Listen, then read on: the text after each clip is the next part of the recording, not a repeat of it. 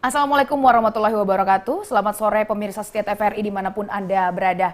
Dialog 21 kembali hadir ke hadapan Anda untuk memberikan informasi yang akurat dan terpercaya dan tentunya berguna untuk kemaslahatan masyarakat di Provinsi Kepulauan Bangka Belitung.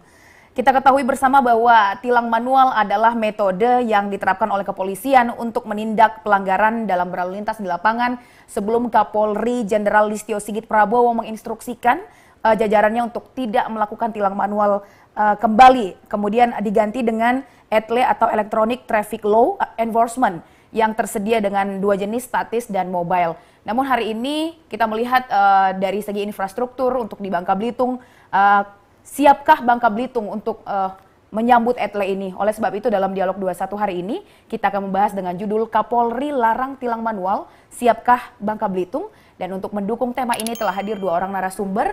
Yang pertama Dirlantas Polda Bangka Belitung yang diwakili oleh Kasat PJR atau Patroli Jalan Raya, Kompol Adnan Wahyu Kasogi. Betul. Selamat datang di studio TVRI Jambi. Selamat sore Mbak Salina. Iya, selanjutnya pengamat kebijakan publik ada Bang Jumli Jamaluddin. Apa kabar Abang? Alhamdulillah, kabar baik, Bang. Baik, untuk membuka sesi diskusi kita sore hari ini, sebaiknya saya bertanya dulu bahwa tilang manual ini sebenarnya resmi dilarang per tanggal berapa untuk Kompol Adnan?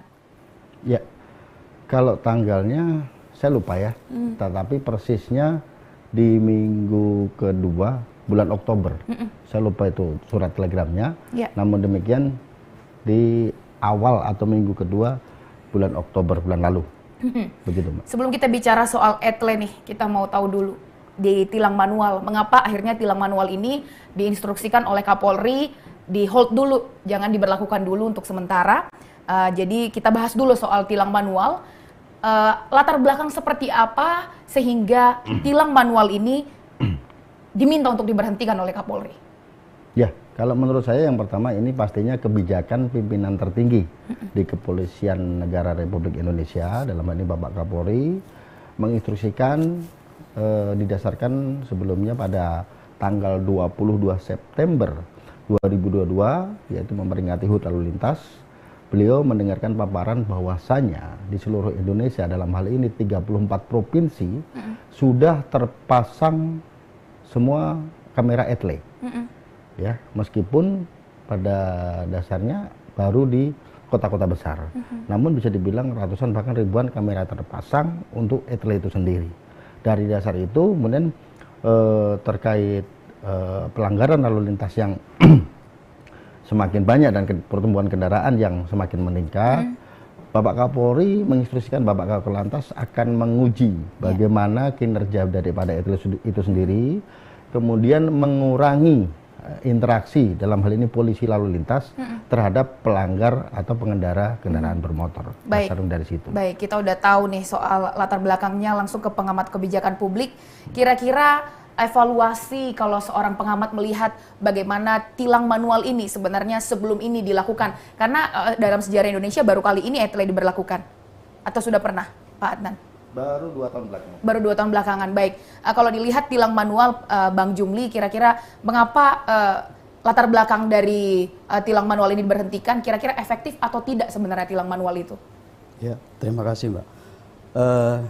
Pertama kalau saya melihat begini, jadi memang ini salah satu sebetulnya program dan tujuan dari kepolisian dalam rangka sebetulnya pertama adalah untuk mengurangi adanya interaksi tadi antara masyarakat dengan oknum ya di lapangan, karena interaksi antara masyarakat atau pengguna jalan ataupun pengguna lalu lintas ini bisa saja inisiatifnya dari pengguna jalan itu sendiri yang kadang membuat oknum anggota tergiur juga kan itu, dan bisa juga inisiatifnya memang dari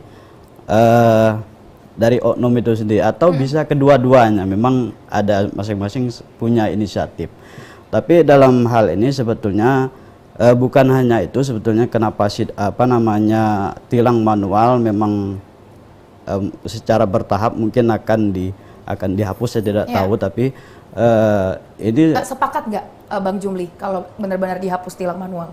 Saya kira kita harus melihat situasi dan kondisinya seperti apa, karena memang setiap daerah kan tidak sama. Misalnya daerah di Bandung, Jakarta tidak sama dengan di Bangka Belitung. Jadi artinya mungkin untuk di untuk di Bangka Belitung sendiri saya kira memang masih diperlukan tilang manual itu masih diperlukan karena memang kondisi saat ini kan untuk tilang etle tadi yang menggunakan elektronik ini kan masih belum memadai seperti itu. Jadi paling tidak mungkin di ibu kota provinsinya adalah sebagai pilot project terlebih dahulu, paling tidak seperti itu. Kenapa? Karena memang kendalanya masih banyak. Mungkin dari pembiayaan, kemudian juga dari cuaca kita. Kan cuaca kita di Bangka Belitung itu kuat dengan kilat dan disertai petir kuat. Sehingga ini kan mempengaruhi alat. Kalau itu tidak direncanakan secara matang, maka dana-dana yang begitu besar nanti kan nggak efektif.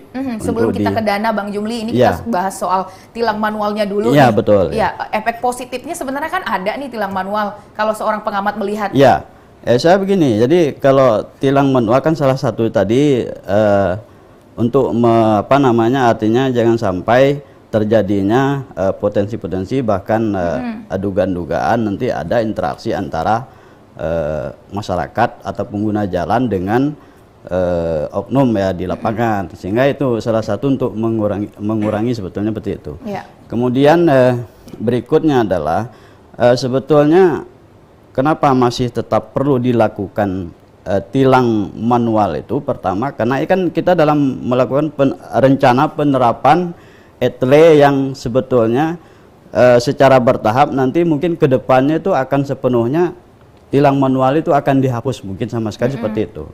Nah ini kenapa sebetulnya tilang manual masih mungkin tetap dilakukan secara manual, tapi petugas kepolisian dalam hal ini masih tetap melakukan tilang manual, tapi di samping itu paling tidak petugas memberikan edukasi edukasi dan juga memberikan sosialisasi bahwa di Bangka Belitung ini kedepannya akan diterapkan e-tilang ataupun etle tadi. Nah ini bukan salah satu mengurangi beban tugas dari kepolisian sebetulnya, memberikan sosialisasi sebetulnya tanpa disadari atau tidak masyarakat kan jelas dengan ada sosialisasi bahwa ini kedepannya akan dilakukan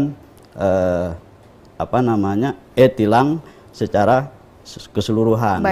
Baik, untuk mendengar bagaimana kemudian mengenai larangan tilang manual ini, langsung saja kita dengarkan dulu dari Kompol Adnan. Sebenarnya pokok-pokok penting apa yang tertulis dalam surat telegram yang dikeluarkan oleh Kapolri waktu itu?